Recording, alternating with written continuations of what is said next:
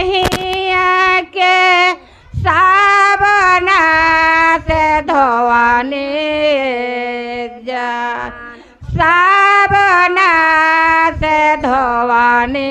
रे जा जान ये देहिया का गवा नाची खाइलानी रे जा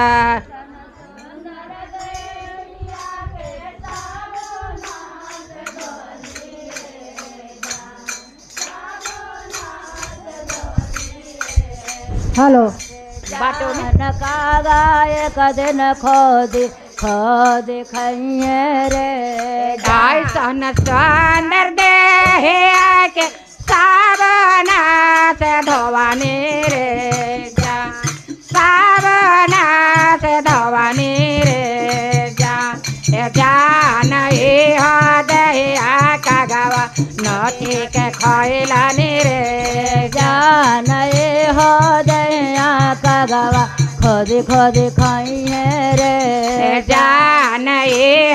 देहिया का गवा नाची खैलानी रे जान ये हो दया का गवा खोद खाइए रे अरे लीला रात खोई है कगवा आखे बचाई है लीला रात खाइए कगवाया खिया बताइए रे आखे बचाई है आखिया बचैया जान ये हो अखिया देखे सान सारवारे जान ये हो अखिया देखिए सान सरवाए जान ये हो अखिया देखे सान सारवारे जान ये हो अखिया देखिए सान सरवारे गा पारा तो खोई है कनव अनावा बचई रे पारा तो खाइए कगवा कानवा बचैये रे गा पारा तो खोई है कगवा कानवा बचई रे पारा तो खाइए कगवा कानवा बचैया जान ये हो कनव सुने है गुरु के भजन आरे जान ये हो कनवा सुने गुरु के भजनिया रे जान ये हो कनवा सुने गुरु के भजनिया रे जान ये हो कनवा सुने गुरु के भजनिया रे गालावा तो खोई है कगवा मोहावा बचाई है रे गानावा तो खाइए कगवा मोहावा बचैया मोहावा बचाई है रे मोहावा बचैया जान ये मोहवा करे है गुरु के चरा चवारे जान ये हो मोहवा करी गुरु के चरा चवारे जान ये मोहवा करे गुरु के भजनिया रे जान ये हो भगवा करी गुरु के भजनिया रे अरे ओ सन सुंदर देहिया साबन से धोवनी रे जैसन सुंदर देहिया साबन से धोवनी रे साबन से धोवनी रे साबुन से धोवनी रे जान ये दया कगवा नाची खैलानी रे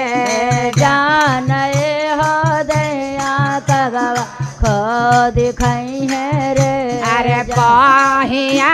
तो खोई है कगवा हाथावा बचई रे बाइया तो खैया कगवा हाथावा बचैया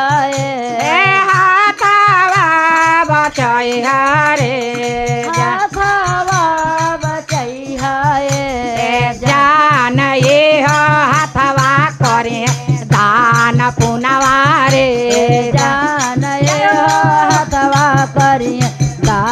पुनवा रे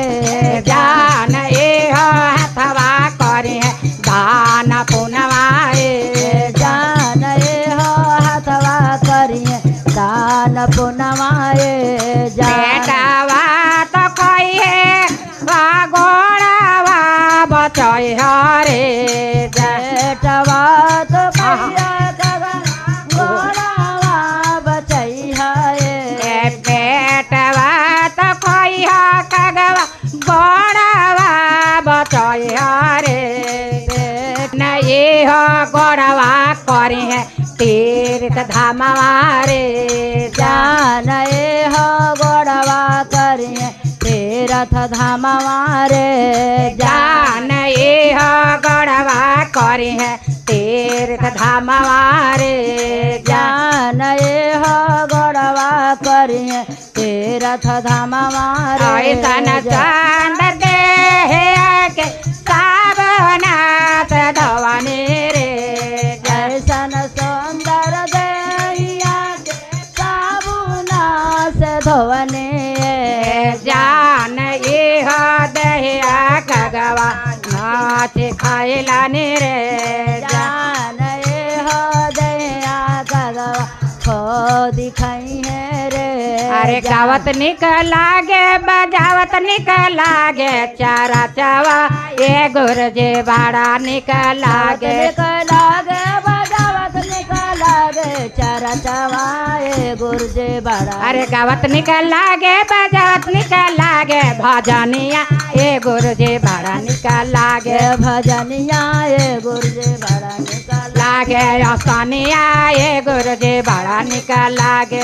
सनिया ये गुरजे बड़ा निकल प्रेम से बोला शिव गुरु महाराज महाराज की जय हर हर महादेव माई भवानी सच्चे दरबार की